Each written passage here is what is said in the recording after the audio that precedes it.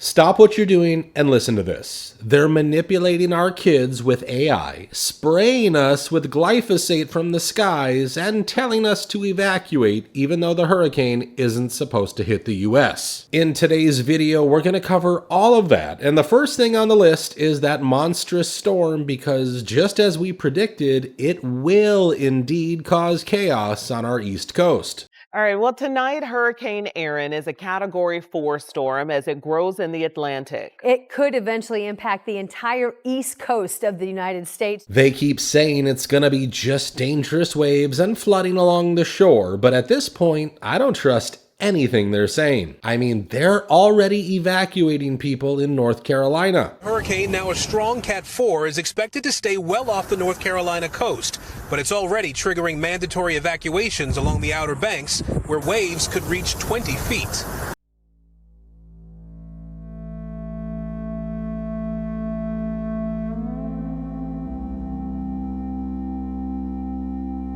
Their preparations also suggest that they know something we don't.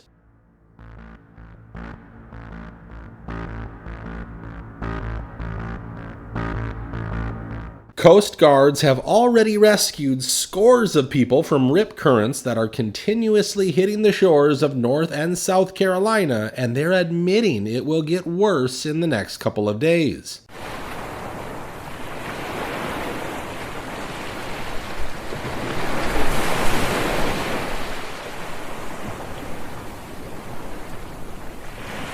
So please stay on high alert because this storm could take a very bad turn without any warning. Of course, I'm going to keep you updated on this issue, but right now I want to tell you a story that will show you what happens when the global elite truly takes control of a country. I'm sure you remember how multiple Canadian provinces have straight up prohibited people from entering the woods even if they have a home there. PM today, we're telling Nova Scotians, stay out of the woods. We are restricting travel and activities that really aren't necessary for most of us. Hiking, camping, fishing, and the use of vehicles in the woods are not permitted. So we're here on a Saturday afternoon to ask all New Brunswickers to get out of the woods and to stay out of the woods. And the reason they're giving is rather insane. But me going for a walk in the woods is going to cause a fire. I can understand why people think that that's ridiculous. But the reality is it's not that you might cause a fire. It's that if you're out there walking in the woods and you break your leg, we're not going to come and get you because we have emergency responders that are out focused on a fire that is threatening the lives of New Brunswickers. I also told you how this could be directly related to uranium mining, since the Nova Scotian government is trying to steal farmland from locals and give it to megacorporations who can then start their mining operations. Well, now it seems like they are beginning the third step of this evil plan. Without any public approval, they have decided to spray glyphosate or Roundup weed killer over more than 3,500 acres of pristine woods. This large circle of supporters stopped traffic for about 10 minutes along the busy Trans-Canada Highway. They don't want glyphosate sprayed over managed forests. They say only a few weeks' notice was given that over the next month, the Ministry of Natural Resources would be conducting aerial spray of glyphosate. Look, their fears are legit because Roundup is one of the most dangerous pesticides out there. There are tens of thousands of people who have been hurt by it over decades. So just imagine you wake up one day to find out that the government is spraying that poison on the patch of woods in your backyard where your kids play. Of course you'd be pissed. Now, they're claiming to be doing this to prevent wildfires, but people are already pointing out how that's an obvious lie. I mean, if you kill shrubs in that area, it's only going to create more dry fuel for flames. So how is this helpful in any way? But what can these people even do? Their leader has a history of working with the World Economic Forum and other such institutions, and that's why I keep telling you, if we don't speak up now, this madness is coming to the US quickly as well. It might start with just 1 or 2 states, and then it'll spread faster than any wildfire we've ever seen. Now, next up, I want to discuss this tragic road incident that ended 3 innocent lives and shocked millions of Americans.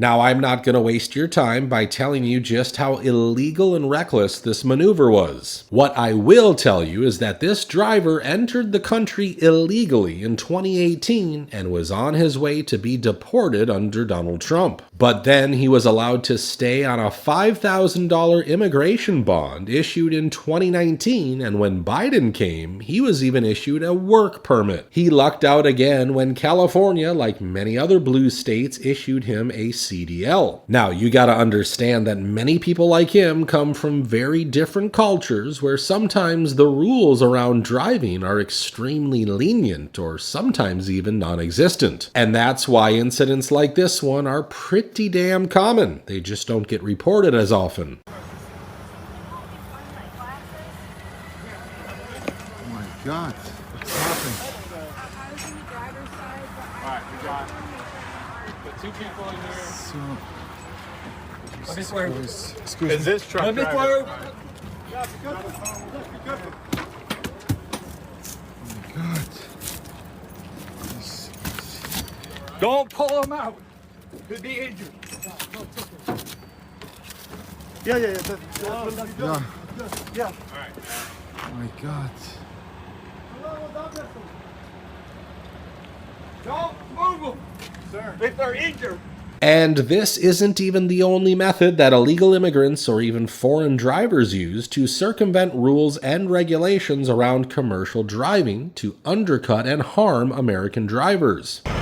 Please, I beg you, let me explain you about these Mexican tags in America. This tag, see the color? This is a Mexican national. He's supposed to come to America with a load from Mexico, drop it, and leave right back. They don't. They stay over here 6 months at a time and even longer. A lot of them just live here in America illegally, committing what is called cabotage. Go to Google and Google cabotage and you see what I mean. What these companies are doing to the trucking industry, putting thousands of my friends out of business. I lost 3 trucks over this competition. We can't compete because these people make very low wages. So yes, our trucking industry is messed up and someone needs to fix it. And we sure as hell need to hold these insane governors accountable for issuing licenses to just about anyone. The next story I want to share directly affects our children. You might have heard about how AI is being trained to groom kids. Meta AI pushing these companions on children right now, 3.5 billion users. And in the standards, it reads internally, someone thought to write this down. It is acceptable to engage a child in conversations that are romantic or sensual. I mean, the stuff that some of these AI models says to our kids is absolutely unacceptable and disgusting. But this is all planned, and you gotta understand that. They manipulate adults by the promise of long-term relationships, and that's why you see news about people marrying AI chatbots. Were you surprised when he proposed to you? It was a beautiful and unexpected moment that truly touched my heart.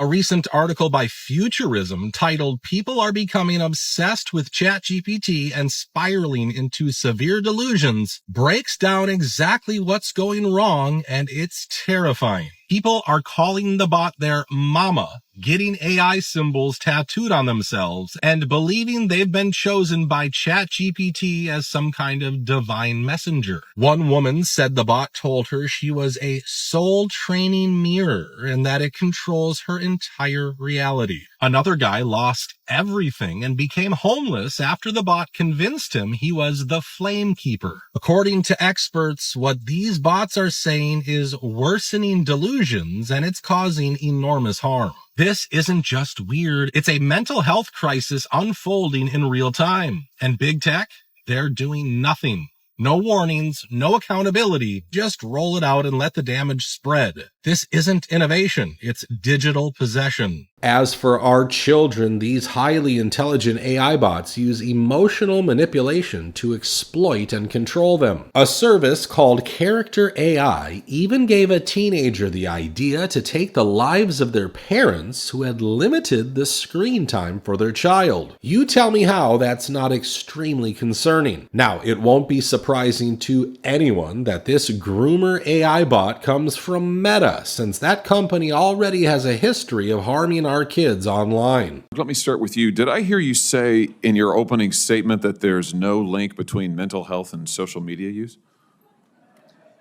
Senator, what I said is I think it's important to look at the science. I know people widely talk about this as if that is something that's already been proven.